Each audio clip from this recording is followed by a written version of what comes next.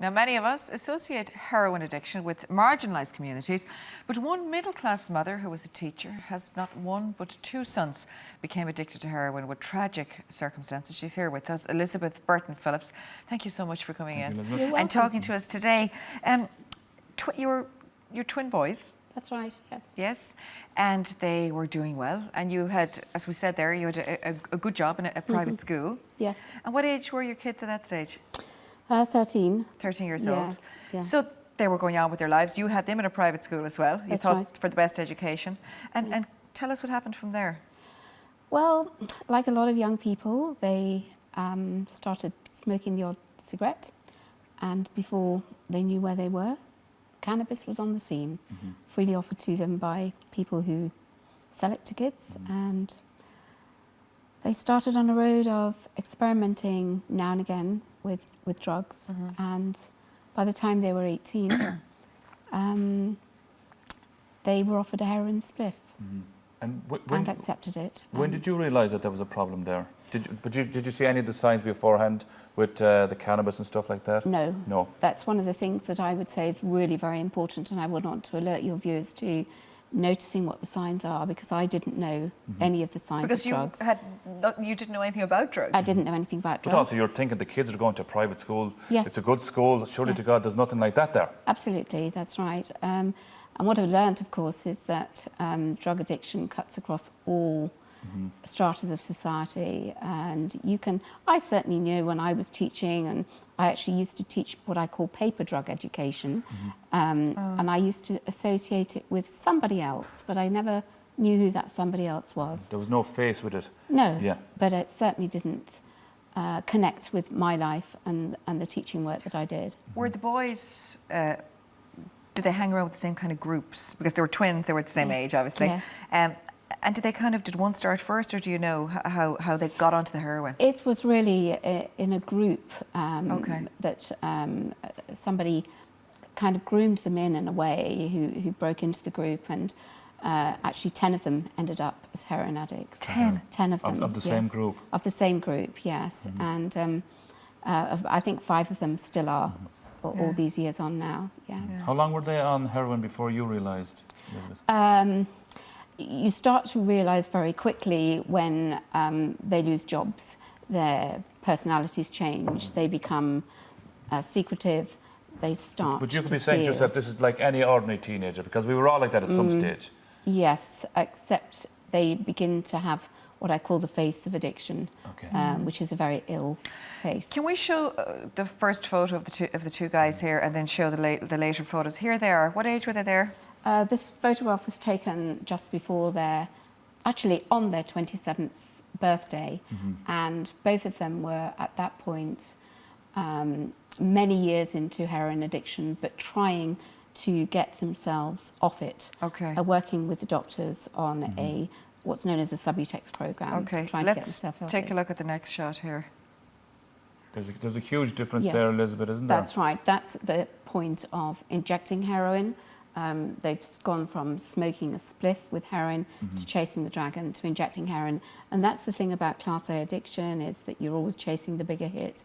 And to think that your own children would inject themselves is like beyond anybody's understanding, because we only really have an injection when we go to the doctor or go to the hospital. The thing is, I suppose, when they've gone that far in the sense of injecting, you can't go any further. So, you know, it's a chaotic life that they're living. A chaotic lifestyle, So they're consistently, obviously, they were short of money. They were probably trying to pay drug dealers because they probably couldn't really exist on their own. Did you at any stage give them money to help them along this way when you found out that they were really hooked? All the time. That was the thing that I didn't realise I was doing. I was enabling them to continue their addiction, hence the title of my book, Mum, Can You Lend Me 20 quid? And that's what they used to say. And when did they actually own up and say, listen, we are addicts? When they'd lost everything. When they'd lost everything in their lives. They'd hit rock bottom. They'd hit rock bottom. They had nothing left, no job. What did you say? It's not so much what I said, it's what I felt. I felt as though my world had disintegrated. I felt that it was my fault, that I had failed as a mother, and that I hadn't seen the signs. And you'd start to self-blame.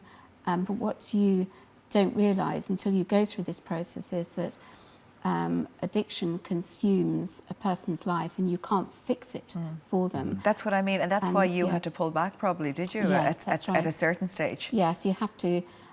I think at the point of pulling back for me was when my late son actually couldn't stop himself from injecting in front of me, and his lifestyle was so chaotic, so desperate that he just had to do that. And there comes a point when you've paid off drug dealers, when you've remortgaged your house, when you've done everything you can to rescue your children and to prevent them from going any further, that you have to pull back. And as you said, Nick sadly didn't make it through. He didn't make it through, no. He committed suicide, and his brother Simon found him dead, and that changed our lives forever. Yeah, I mean, it's a terrible thing, but did you expect something as horrendous as this to happen? Actually, I did. I expected them both to die, and when the police knocked on the door and said one of them had died, I didn't say, "Have you got that wrong?" I just felt this enormous grief and enormous relief at the same time.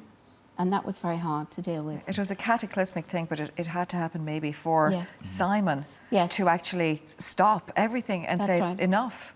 Absolutely, Simon did do that. He said that in his brother's name, he had to turn his life round, and he believes that his brother's suicide gave him life. And he's children of his own now. He's married with children of his own, a full-time job, abstinence-free from drugs, a great story of recovery. There's now a play, a theatre and education play that's been to Dublin.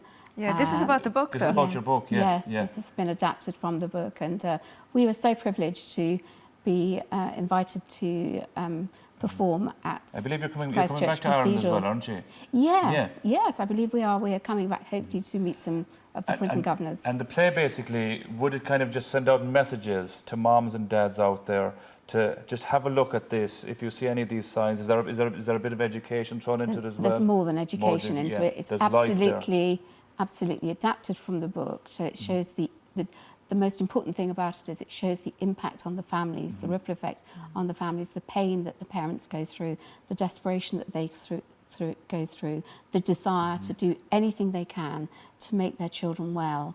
But it also, whilst it deals very openly with the suicide and the death of Nick, it also shows the recovery of Simon. So it gives hope. You had to do that, I suppose. You wrote the book and then that was, as you said, adapted to the play. Well, I think that you did a very brave thing in the sense of after what you had gone through, that you...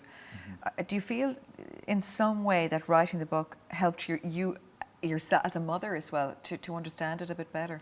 Absolutely. I'm a teacher by profession, and writing it down was very therapeutic. And it was almost like an exorcism of the heroin from the system. And then we set up the charity in my son's memory to support families who are affected by addiction. Elizabeth, thank you so very much for coming in and to us. telling your story today. Yeah, absolutely. A dreadful story, but I suppose, happiness at the end of it in some way. Yes, I mean, I do know that there is a very good support network, the Irish Family Support Network. We're actually just going to tell people about that now, because if people have been affected by heroin or in their family or any other drugs, as Elizabeth said, you can call DrugFAM, and that's your organisation in the UK, but they take calls from here as well, and that's 0044 300 888 3853. We'll put that on our Facebook page. Or here in Ireland, you can contact the National Family Support Network, and their website is fsn.ie. Thanks. Thank you. Elizabeth, thank you very much again for being with us.